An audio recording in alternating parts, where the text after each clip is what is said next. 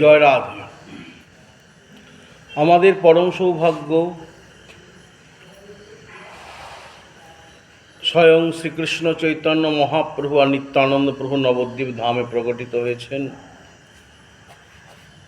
এবং শাস্ত্রে বলছেন, মহাজনের মুখস্থিত বাণী, ধন্য কলির ধন্য নিতাই চৈতন্য যাহাতে অবতার।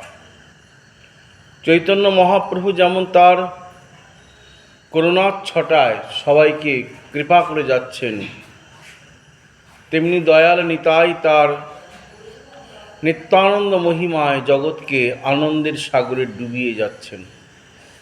আর এই জন্যই বলা হয়, সংসার পার হয়ে আনন্দের সাগরে যে ডুবিবি সে বোঝুক আমার নিতাই চাঁদেরে। তো সেই নিতাই চাঁদ আমাদের বলদেব তত্ত্ব। বলরাম সম্বন্ধে গর্গাচার্য বললেন, অয়ং হি রোহিণী পুত্র রমায়ণ সুহৃদগুণয় আখ্যাস্বতে রাম ইতি বলাধিক্যাদ বলং বিদুঃ যদুনাম পৃথক ভাবাৎ সংকর্ষণমুসন্তুত। হে নন্দ মহারাজ, এই রোহিণীর পুত্র রোহিণীয় নামে অভিহিত হবে।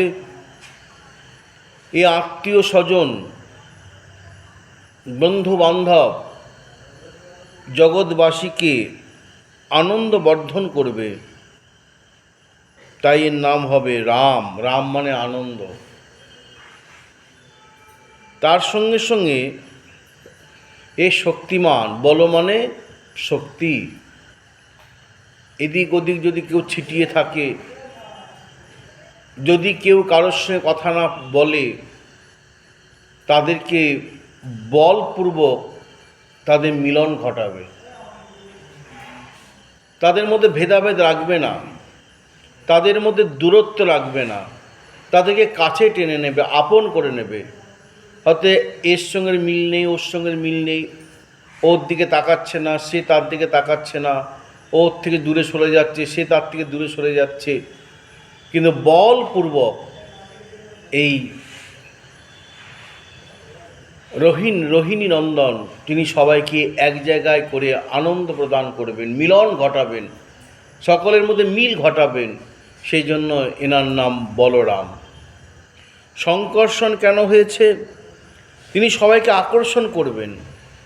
যারা আনন্দের থেকে বঞ্চিত, যারা সুখের থেকে বঞ্চিত, যারা আনন্দের সংবাদই জানে না, কিসে আনন্দ তাও জানে না, এবং সারা জীবন নিজেদের মধ্যে ঝগড়াঝাঁটি মনোমালিন্য নিয়ে পড়ে রয়েছে, নিতাই চাঁদ অর্থাৎ যিনি বলদেব তত্ত্ব বলরাম, তিনি সবাইকে আকর্ষণ করবেন। সবাইকে আকর্ষণ করে এক জায়গায় নিয়ে এসে সবার মধ্যে মিলন ঘটাবেন, সবাইকে এক জায়গায় করে আনন্দের সাগরে ডুবিয়ে দেবেন। আর এই জন্যই তার নাম সংকর্ষণ। আমাদের মনোহরপুর আশ্রমে আজ এখন যেখানে ভাগবত পাঠ হচ্ছেন, সেই এখানে আমরা দেখতে পাচ্ছি গৌর বলরামের মূর্তি। তো বলরাম নিত্যানন্দ তত্ত্ব আর গৌর আমার কৃষ্ণ তত্ত্ব। তো এই বলরামই হলেন নিতাই।